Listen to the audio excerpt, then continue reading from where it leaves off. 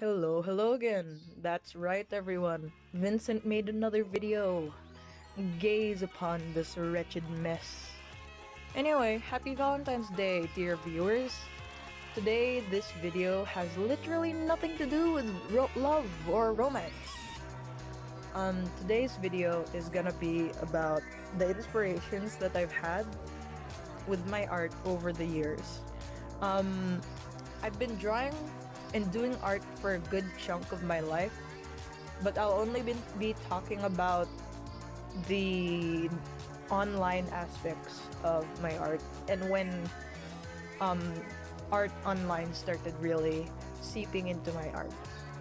So, yeah, because I don't want to start talking about the obscure childhood shows that I used to watch that I tried to copy the style of when I was like 8.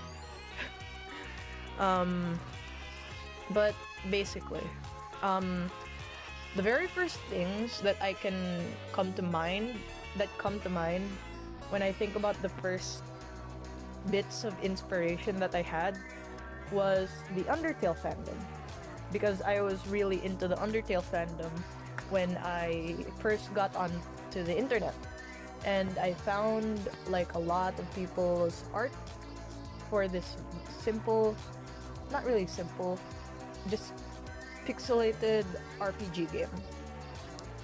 Undertale's an RPG, right? Probably, yeah. But basically, Undertale fan art and Undertale fantasies have always inspired my art from the very beginning. And with Undertale fantasies, I actually made a handful back in the day, because I always thought it was interesting that someone would make like their own original character in a franchise, in like a different franchise, and not make their own story. And it was a very new concept for me because I never really, as a kid, no one really did that. Not a lot of people around me were very interested in art at all, in any sense. The only people that were interested in art that I do remember are the people that I met in the middle of middle school.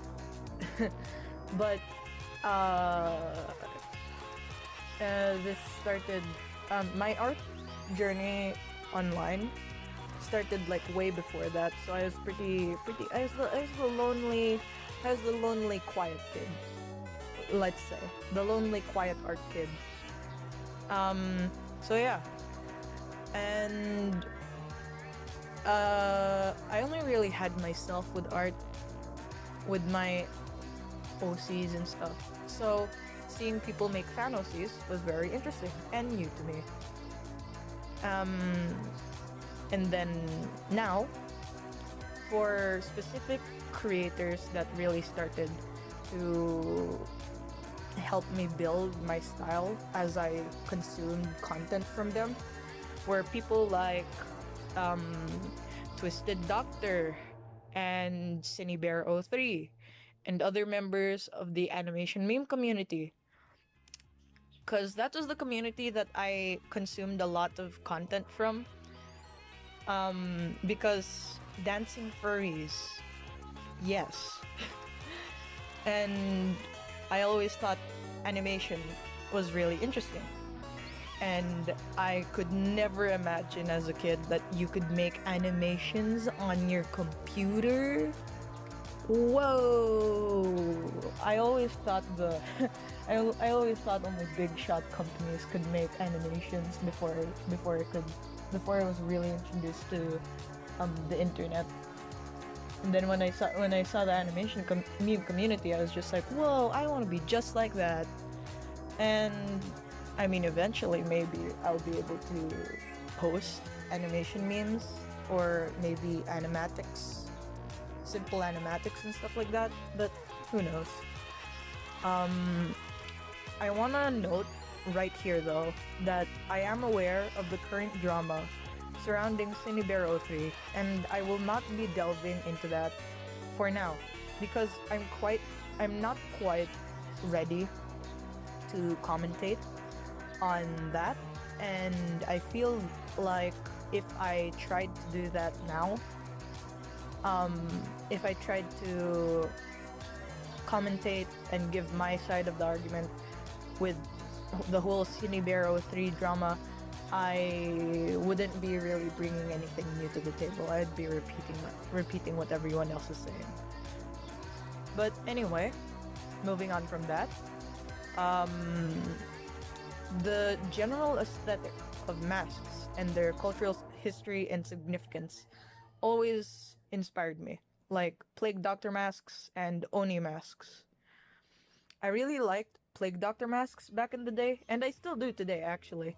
I have a handful of OCs, old OCs that used to wear Plague Doctor masks 24/7, and it was like a significant part of their stories.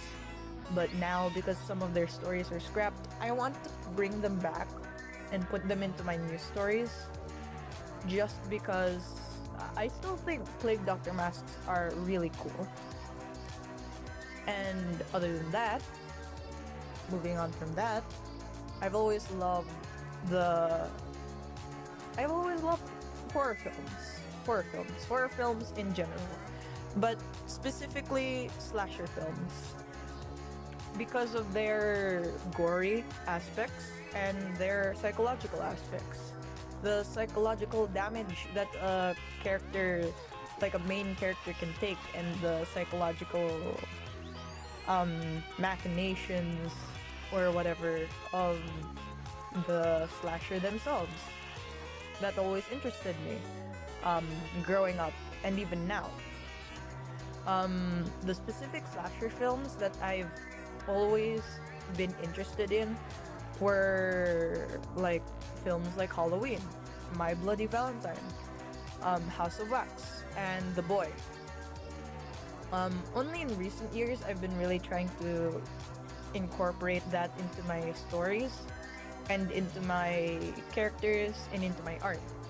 But in 2018, I used to put more gore into my art than I do now, and I think that's simply because now that I'm older and my style has changed, I feel as though the way I used to draw gore, the way I used to draw like blood, it doesn't really fit my style now.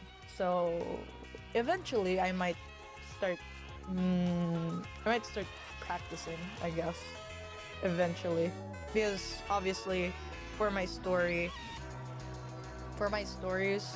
I'll need to learn. I'll need to learn eventually, but who knows. Another thing that always inspires my stories, or well, sometimes I try to incorporate this into my stories, but like things that I learn from my school,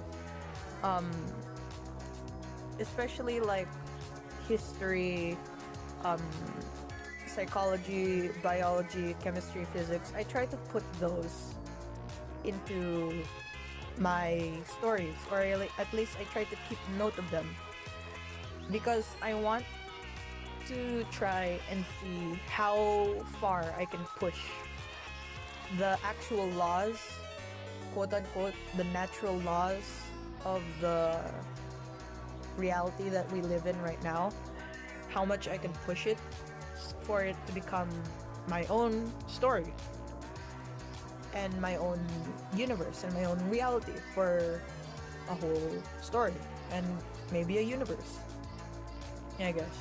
But moving on from that, now, a lot of things that used to inspire me still do. Some not as much as others. With artists, I've become more inspired by people like Urano Head, Ghost and Pals, and Dreamalgia on Twitter, and literally all my friends online, because they make their own works, and no matter the medium, it always somehow inspires me to do something with my own visual art. Like someone could like be a writer and then describe a scenario or describe a character, and then I'll get inspired by it and maybe apply something similar, and or try to design a character similarly, or try to write like a character backstory similar to that. But anyway, yeah, that was that has been me talking about my inspirations in my art and stories. I hope you enjoyed watching or listening to this video. I'll see you again soon, probably. And goodbye.